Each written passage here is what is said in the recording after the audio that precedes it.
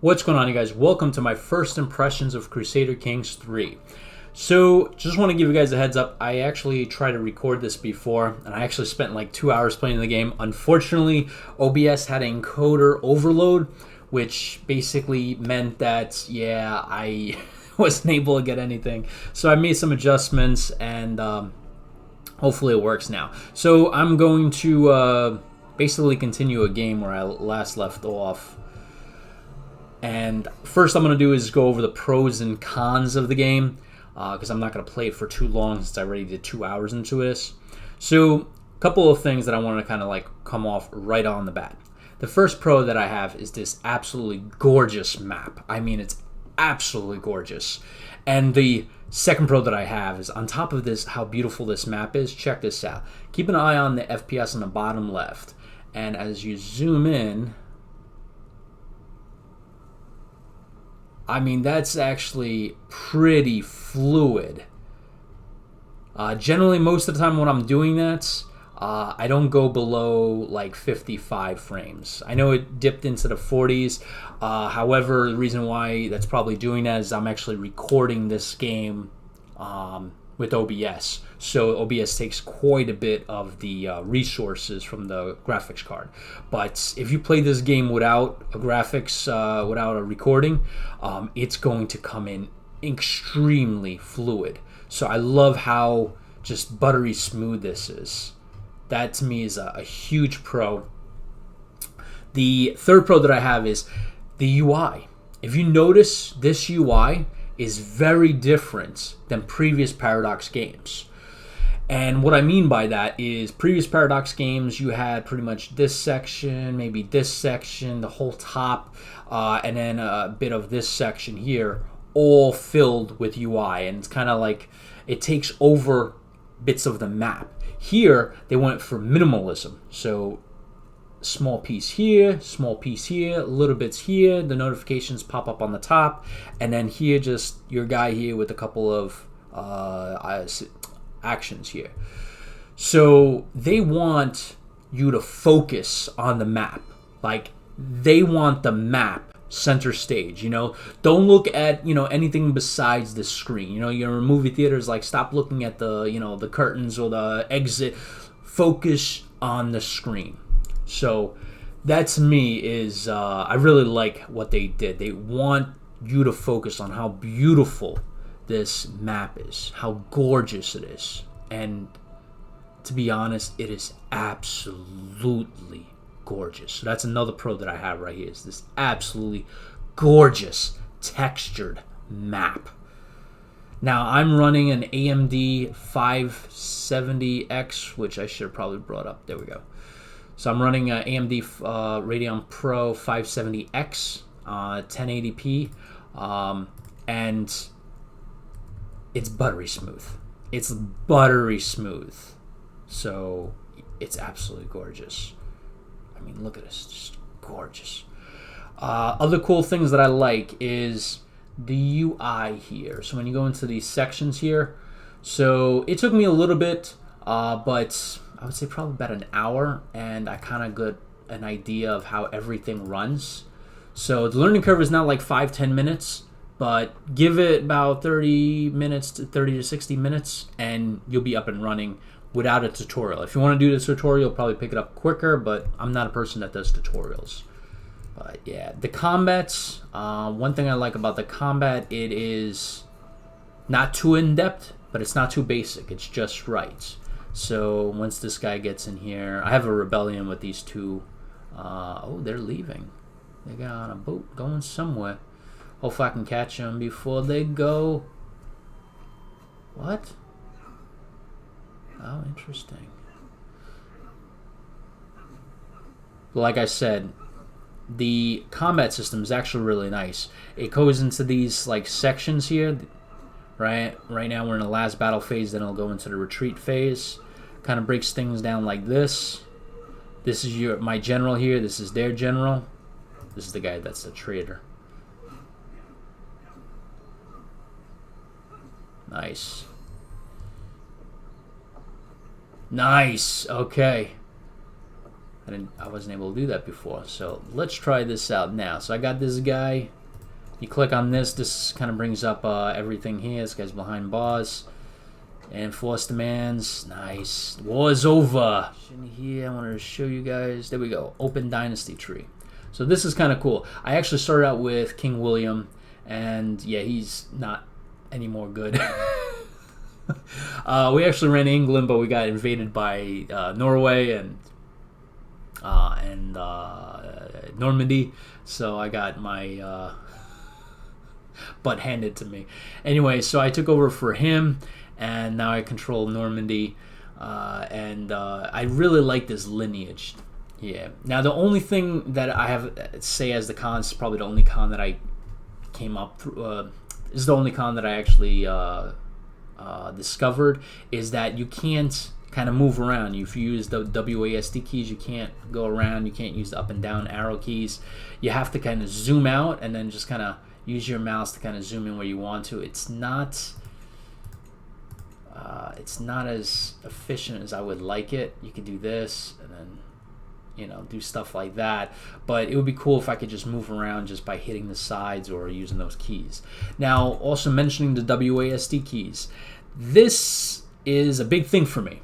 So when I first loaded up the game, WASD keys are mapped. Now, in previous Paradox games, that wasn't, as far as I know, I don't think by default it was set up with WASD keys mapped, but in this game they are, and I really love that. So that's a huge thing, and also you can use the up, down, left, right arrow keys, so those are also mapped. Love that. I am a WASD guy, you know, so every game I go into, whether it's a first-person shooter or a strategy game, I always think those should be mapped like that. I do also wanted to mention, this is another pro, is how clean the UI and these actions are, the options in this game. It's much more cleaner than like EU4 or Crusader Kings 2 or even Hearts of Iron. It's just much more intuitive, much more simpler. But there's still a lot of depth in this game. When I say simpler, yes, it is simpler on the UI side here, but there is still a lot of complexity in this game, right? You're not losing out on that. One thing I have to say about this game, I'm very immersed into this game. I am very, very immersed in this game. I don't have that with a lot of games. Like, I played about 2 hours. It felt like maybe 40 minutes to an hour, and it was double the amount of time, and I feel like I'm attached to my characters. Like, my father died, I'm pissed off, this guy took my father from me, and like, I wanna go after him, man. So there's a lot of really cool, amazing things in this game. Closing this out, guys, honestly, I really love this game. The replayability is not even like weeks, it's not even months, it's years of replayability. It's just incredible. So like, I took over as Prince Robert the Unsteady. But if I want to, I can go here, hit switch character, and go to my brother and click play. And now I'm running my brother's province here, and I can, you know, maybe become create a rebellion against them. You know, I love that. I can go in between my family dynasty, which is awesome. That's a huge pro in my book. Huge. I love that fact. This game is a work of art, and it's a game that is going to be easy to just like to drop into and actually just sink your teeth in. So, first impressions, guys, Paradox wowed me. They literally wowed me. You know, I was looking forward to Crusader Kings 3. I was a little apprehensive. I was like, man, it might take me a while to kind of get used to it, to kind of understand how it works. You know, I'm kind of worried that it's going to be as in-depth as Crusader Kings 2. And they kept all that depth, all that that beautiful richness that Crusader Kings 2 is known for, but added simplicity where it needed to be. It's just incredible. the last part I want to leave with you guys is how fluid this game engine is. This game engine is incredible. Paradox has made this game engine so optimized. That's why like the frame rate doesn't go below like 50 really.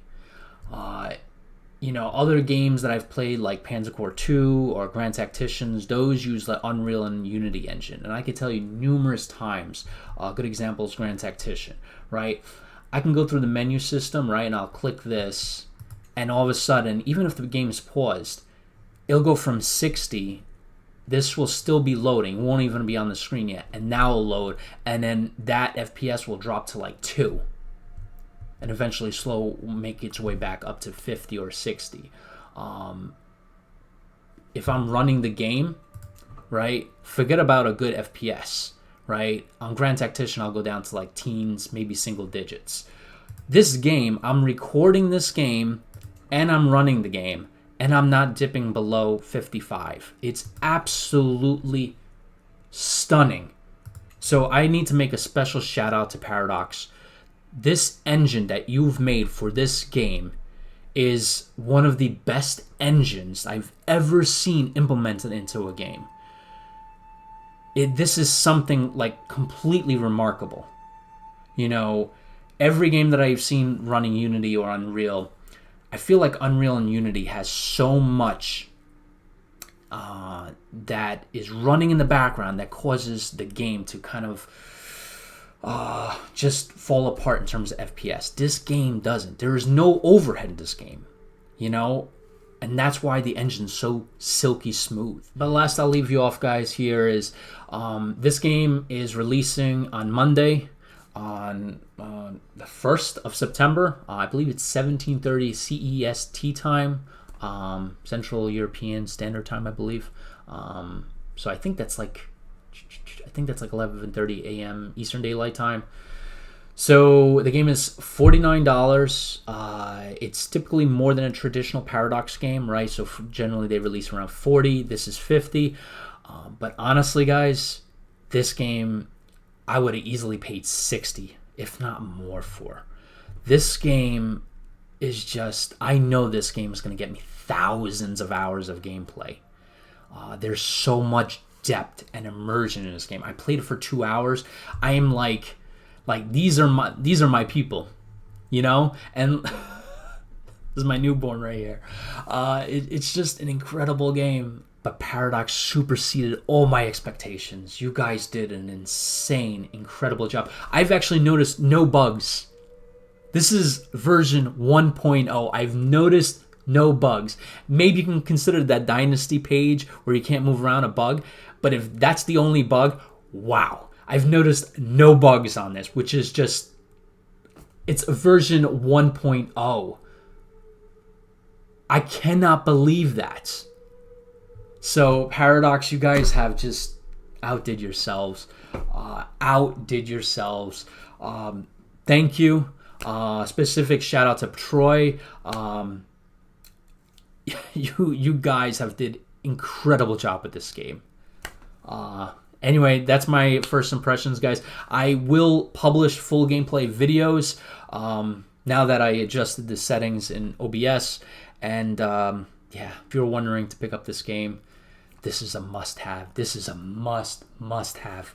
All right, guys, catch you in the next one.